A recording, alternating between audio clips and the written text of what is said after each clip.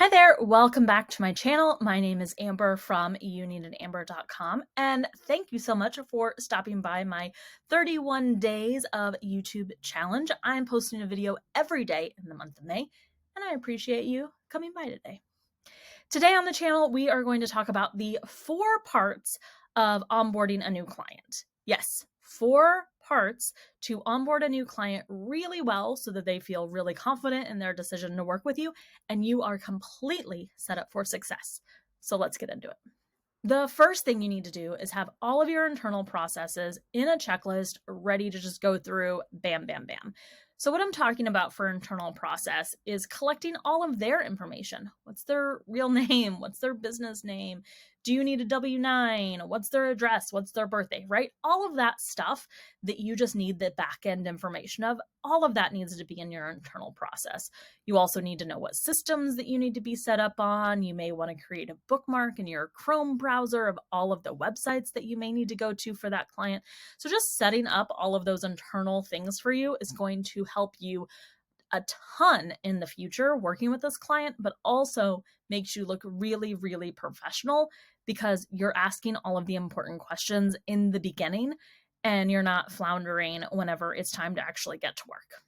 The second part of your onboarding process is so important that I do not want you to overlook it, even though it seems small, and that's a personal touch. Now, let me be clear that a personal touch can be free. You do not have to go out and spend money to show appreciation to this new client, but you absolutely can. You can handwrite them a note and mail it to them, with all of that personal information you gathered the first time around. Yep.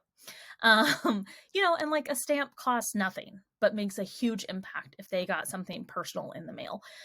You could send them a gift box. If they spent a pretty penny to work with you, it might really be worth it to hand curate a gift box of some fun swag or something that you know that they love. If you don't know them that well, there are tons of gift box companies that you can send them something based on a certain price point. So if you only want to spend $25, then the company will curate a box for you and send it on your behalf. So you do not have to spend a ton of money there, but it may look really, really good if you have sent if you've gone the extra mile to send that personal touch. Something that you can do for free is to give them a shout out on your social media, right? Just post a little message about how excited you are to work with them on Facebook or on LinkedIn or wherever. There are so many ways that you can implement a personal touch into your onboarding process that does not have to cost a thing. Number 3, set yourself up for success. So this goes along with the first one of your internal processes, but this is when you're going to make sure that you actually have logins to every platform that you need. If you need access to their QuickBooks, or if you need access to their Asana, if you need to be added as a new email in their Google Drive, this is the time to really set yourself up for success. This is when you're going to start implementing meetings with the team, right? So setting yourself up for success is huge from the beginning, and there are tons of ways that you can do this. I have actually created a course to teach you how to onboard your client like a pro so that you look professional and ready all the time. You can find that course at youneededamber.com/courses to get more information. But there are so many ways that you can set yourself up for success so that you are ready to go. When you present yourself that you are ready and excited to work with this client, they just feel so much better that they've invested money in you. They just feel more confident. They feel like you actually know what's going on. And setting yourself up for success by asking all of these questions in the beginning is invaluable. The fourth thing as a part of your onboarding process is to create a training period for yourself. I know people get really excited to work with someone, and I'm the same way, right? You get excited. These are all of the things that I can do. I can come into your business and work magic, right? Work miracles and make your life so much better. But there has to be a training period. There has to be time where you're spending just looking around the Google Drive. What already exists? Where are the gaps? How can this be more organized, right? There's so much that you need to do in the training period before you're actually delivering on huge promises, and this needs to be built in.